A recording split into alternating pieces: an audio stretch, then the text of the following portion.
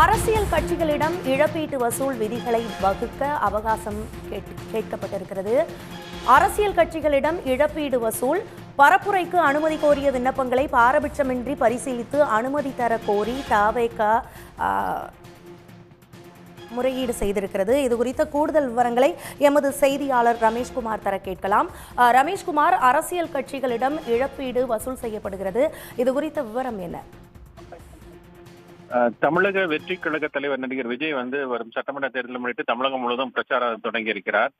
இந்த நிலையில தான் கடந்த 13ஆம் தேதி திருச்சியில பிரச்சாரத்தை கடுமையான நிபந்தனையோடு அனுமதி வழங்கப்பட்டதை சுட்டிக்காட்டி விஜய் பிரச்சாரத்துக்கு அனுமதி கோரும் விண்ணப்பங்களை எந்த ஒரு பாரபட்சம் இன்றி பரிசீலித்து அனுமதி வழங்க மாநிலம் முழுவதும் உள்ள காவல்துறை அதிகாரிகளுக்கு அறிவுறுத்த வேண்டும் என்றுதான் டிஜிபி உத்தரவிட கோரி தமிழக வெற்றி கழகத்தினுடைய துணை பொதுச் செயலாளர் சிடிஆர் நிர்மல்குமார் சென்னை உயர்நீதிமன்றத்தில் வழக்கு தொடர்ந்திருந்தார். இந்த வழக்கு கடந்த முறை விசாரணைக்கு வந்த போதே நீதிபதி என் சதீஷ்குமார் கடுமையான அதிருப்தியை தெரிவித்திருந்தார். இது போன்ற நிர்ணயங்கள் அனைத்து கட்சிகளுக்கும் ஒதுக்கப்படுவதானே என்ற கேள்வியை எழுப்பினார். பொதுக்கூட்டம் நடத்தினால் சட்டத்துக்கு உட்பட்டுதானே நடத்த இருக்க வேண்டும் என்றெல்லாம் சொல்லியிருந்தார். தலைவராக இருக்கும் நீங்கள் தான் கூட்டத்தை கட்டுப்படுத்த வேண்டும் என்றெல்லாம் கருத்துக்களை வெளிப்படுத்தியிருந்தார்.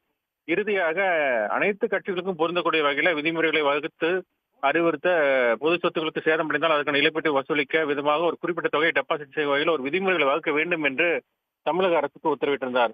இந்த நிலையில தான் அந்த வழக்கு இன்று மீண்டும் விசாரணைக்கு வந்தது. அப்போது தமிழக அரசு குறிப்பாக காவல்துறை சார்பில் ஆஜரான கூடுதல் குற்றவியல் வழக்கர் திலக் இதற்கு அவகாசம் வேண்டும் என்றும் தெரிவித்தார். அதாவது இது அனைத்து கட்சிகள் பொருந்தும் வகையில விதிமுறைகள் வகுக்க கால அவகாசம் வேண்டும் என்றும் அதுக்கான அறிக்கை தாக்கல் செய்ய அவகாசம் வேண்டும் என்றும் அவர் காலக்கு அவகாசம் கேட்டுக்கொண்டார்.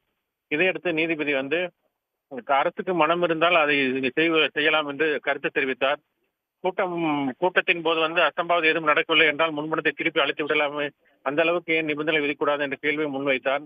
தொடர்ந்து வழக்கு விசாரணை ஆகஸ்ட் 14ஆம் தேதிக்கு நீதிபதி ஒத்திவைத்து அதுவரை கால அவகாசம் வழங்கி உத்தரவிட்டிருக்கிறார். இந்த வழக்கின் போது குறிப்பாக டிஜிபி அறிக்கை தாக்கல் செய்யாமல் இருந்து டிஜிபி சார்பில் ஒரு எஸ்பி அளவில் அதிகாரி அறிக்கை தாக்கல் செய்ததற்கு நீதிபதி தனது அதிருப்தியும் வெளிப்படுத்தினார். விவரங்களுக்கு நன்றி ரமேஷ்குமார். உடனுக்குடன் செய்திகளை தெரிந்து கொள்ள சன் நியூஸ் பெல் ஐகானை கிளிக் பண்ணுங்க.